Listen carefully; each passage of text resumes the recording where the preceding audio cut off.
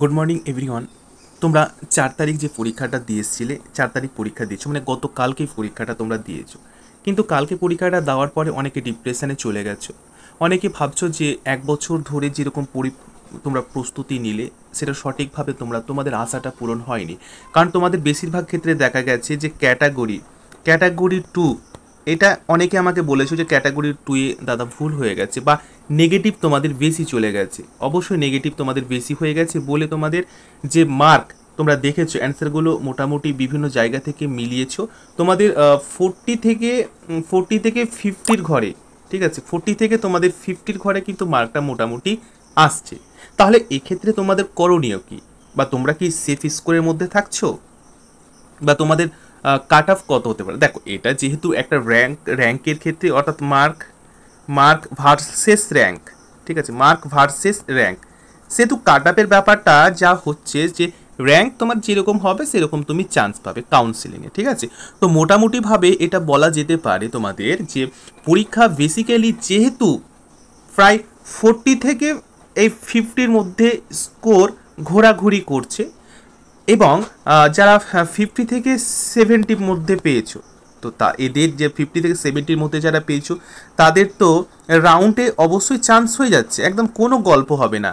যারা 50 থেকে 70 স্কোর করেছো, আমি আবারও বলছি, র্যাঙ্ক যাই হোক না কেন, 50 থেকে 70 যাদের স্কোর, রাউন্ডে কিন্তু তোমাদের চান্স 100%। রাউন্ডে তোমাদের চান্স 100%। সে রাউন্ড 1 হতে পারে, রাউন্ড 2 হতে পারে, ইভেন রাউন্ড 3ও হতে পারে। কিন্তু কনফিউশন হচ্ছে এই জায়গাটায় যে 40 থেকে 50 যাদের র্যাঙ্ক করছে তারা কি চান্স পাবে? দেখো, এবারে বেসিক্যালি এটা ক্যাটাগরি ওয়াইজ হয়। দেখা গেছে তোমার এখানে সিভিল ডিফেন্স আছে, একদম মানে ইম্পর্টেন্ট, এটা সিভিল ডিফেন্স যাদের আছে কনফার্ম ধরে নাও যে 40 থেকে 50-র মধ্যে কিন্তু সিভিল ডিফেন্স আছে, তাদের কিন্তু 98% চান্স আছে রাউন্ডে, ঠিক আছে, 98% না রাউন্ডে চান্স। কারণ সিভিল ডিফেন্সের খুবই গুরুত্বপূর্ণ। এখান থেকে প্রায় 2023-এও আমি এটা দেখেছি, সিভিল ডিফেন্সের যারা পাস করেছিল, অর্থাৎ 40 থেকে 50-র মধ্যে যাদের র্যাঙ্ক ছিল তারা কিন্তু 100% পেয়ে গেছে। আমি সবাইকে দেখেছি সিভিল ডিফেন্সের মধ্যে, আমি বলছি। এবারে আমরা যদি আসি যে ওবিসির ক্ষেত্রে, ঠিক আছে, ওবিসির ক্ষেত্রে যদি আমি আসি, দেখো অবশ্যই 40 থেকে 50-র মধ্যে যারা মানে মোটামুটি র্যাঙ্ক করেছো, 40 থেকে 50-র মধ্যে যারা 40+, এবারে 40+ যারা পেয়েছো, ঠিক আছে, 40+ যারা পেয়েছো, এবং ক্যাটাগরি যদি তোমাদের ওবিসি এ বা ওবিসি ভি থাকে, তাহলে কিন্তু রাউন্ডের মধ্যে রাউন্ডের শেষ রাউন্ডের দিকে, অর্থাৎ রাউন্ড 2 বা রাউন্ড 3-র দিকে তোমার কিন্তু চান্স আছে, ঠিক আছে। 45 যদি হয় তাহলে রাউন্ড 2 বা রাউন্ড 3-র ক্ষেত্রে চান্স আছে। ক্লিয়ার হয়ে গেছে? আচ্ছা, এবারে যদি আমি এসসি বা এসটির ক্ষেত্রে আসি, যদি এসটির ক্ষেত্রে আমি আসি তাহলে কিন্তু 40 থেকে যদি তোমার 50 বা 40 ডাউন যদি হয়, যে 35 থেকে 35 থেকে যদি তোমার 40 স্কোর, আমি দেখো স্কোরের কথা এখানে বলছি, এখানে আমি র্যাঙ্কের কথা বলছি না। স্কোর এর ডিপেন্ড করে কিন্তু তোমার র্যাঙ্কগুলো ক্রিয়েট করা হয় বা ইনক্রিজ ডিক্রিজ হয়, ঠিক আছে। তো এসটির ক্ষেত্রে কিন্তু 35 থেকে 40 বা 40 থেকে 45+, অবশ্যই কিন্তু এসটির ক্ষেত্রে চান্স রয়েছে, 100% চান্স রয়েছে এসটির ক্ষেত্রে, ঠিক আছে। আর এসসির ক্ষেত্রে কিন্তু দেখো একটু কনফিউশন আছে। এর পরবর্তী ক্ষেত্রে আমরা দেখব যে ওবিসি এবং এসসির যে মানে তোমাদের কনসেশন, সেটা কিন্তু অনেকটা সিমিলার থাকে আর কি, অনেকটা কি থাকে, সিমিলার থাকে।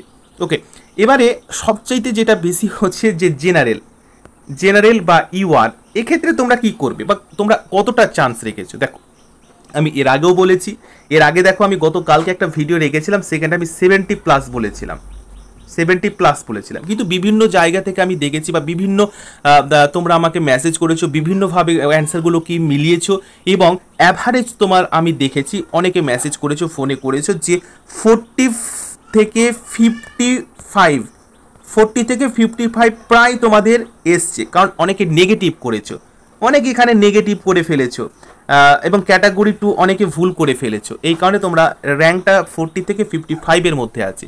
তাহলে এটাই তোমরা যারা জেনারেল রয়েছো, 45 থেকে 55, ব্যাস 45 থেকে 55-এর মধ্যে তোমাদের যদি র্যাঙ্ক থাকে তাহলে এখানে কিন্তু অনেকটা চান্স রয়েছে। তো বেসিক্যালি এগুলো তো এক্স্যাক্ট বলা যায় না, এগুলো তো এক্স্যাক্ট বলা কিন্তু কখনোই যায় না, আমরা বলতে পারি না। ঠিক আছে, আমরা মানে এগুলো মোটামুটি একটা মানে গত বছরের তুলনায় আর কি, গত বছরের তুলনায় 2022 বলো 2023 বলো, এগুলোর তুলনায় কিন্তু আমরা মোটামুটি একটা সার্ভে করি, এবং বিভিন্ন ইউটিউবাররা আর কি আমরা একটা সার্ভে করি এবং সেটার উপর বেস করে কিন্তু, এবং সিট যে ম্যাট্রিক্স রয়েছে, সিট ম্যাট্রিক্সের উপর ডিপেন্ড করে কিন্তু এগুলো এক্স্যাক্ট বলা যায়। কিন্তু আপাতত এত সিট ম্যাট্রিক্স রিলিজ হয়নি, তাহলে মোটামুটি এই আমি তোমাদের কাট আপগুলো রাখলাম। তো এর মধ্যে যদি তোমরা থাকো তাহলে অবশ্যই সেফ থাকবে, এর মধ্যে যেসব ভাই বোনেরা আছে অবশ্যই সেফ থাকবে। কিন্তু এর নিচে যারা রয়েছে, যারা 40 নিচে রয়েছে কিন্তু জেনারেল রয়েছে, আমার যতদূর মনে হয় যে তোমাদের কিন্তু হওয়ার সম্ভাবনা সেরকম নেই। তবে স্পটের ক্ষেত্রে তোমরা কিন্তু চান্স লাগাতে পারো, স্পট কাউন্সিলিংয়ের ক্ষেত্রে অবশ্যই তোমরা চান্স লাগাতে পারো। যারা 40 ডাউন রয়েছে বা বিলো রয়েছে, নিচে রয়েছে, তারা স্পটের জন্য অবশ্যই সঠিক সময় সঠিক ইনফরমেশানের নিয়ে কিন্তু তোমরা স্পটে যাবে। কখন কিভাবে হবে আমি অবশ্যই তোমাদের বলে দেবো। তো দেখো এটাই আমি তোমাদের সঙ্গে শেয়ার করার ছিল, শেয়ার করলাম। যদি কোনো কনফিউশন থাকে তাহলে অবশ্যই কমেন্ট করবে, এবং যারা পরীক্ষা খারাপ হয়েছে কোনো চাপ নেই, সামনে বছর আবার দাও। কেউ হয়তো একবারের চান্স পেয়ে যায়, কেউ হয়তো দুবারের চান্স পেয়ে যায়, কেউকে আবার দেখেছি আমার মধ্যে অনেক স্টুডেন্ট আছে যারা এই নিয়ে 3 বার দিল, তবুও পরীক্ষা খারাপ হয়েছে। দেখো, প্রস্তুতি মেরিট তো সবার একরকম নয়, তোমাকে হয়তো বেশি সময় লাগবে, তোমাকে হয়তো 3 বার 4 বার টার্ম দিতে হবে, তাতে ক্ষতি কী আছে? যত দেবে তত বেশি প্রিপারেশন নেবে, অন্যান্য প্রিপারেশন নাও। এই যে আইসিডিএস, ঠিক আছে, আইসিডিএস যে সুপারভাইজার এই কিছুদিন পরেই শুরু হয়ে যাবে, তার জন্য প্রস্তুতি শুরু কর। আপকামিং অনেক আছে, শুধু যে তোমাকে এএনএম জেএনএম এর ক্ষেত্রে পড়ে থাকতে হবে এটা নয়। মেয়েদের ক্ষেত্রে অবশ্য আইসিডিএস অঙ্গনওয়াড়ি এগুলো চলছে, সুপারভাইজার চলবে, কিছুদিন পরে রিলিজ হয়ে যাবে ফর্ম। এর জন্য তো অবশ্যই 1 বছরের জন্য প্রস্তুতি নিতে হবে। ঠিক আছে, একটা কথা বলে না যে কারো যদি গার্লফ্রেন্ড চলে যায় তাহলে এই কথাটা বলে, চলে গেছো তাতে কি, নতুন একটা পেয়েছি তোমার থেকে আরও সুন্দরী।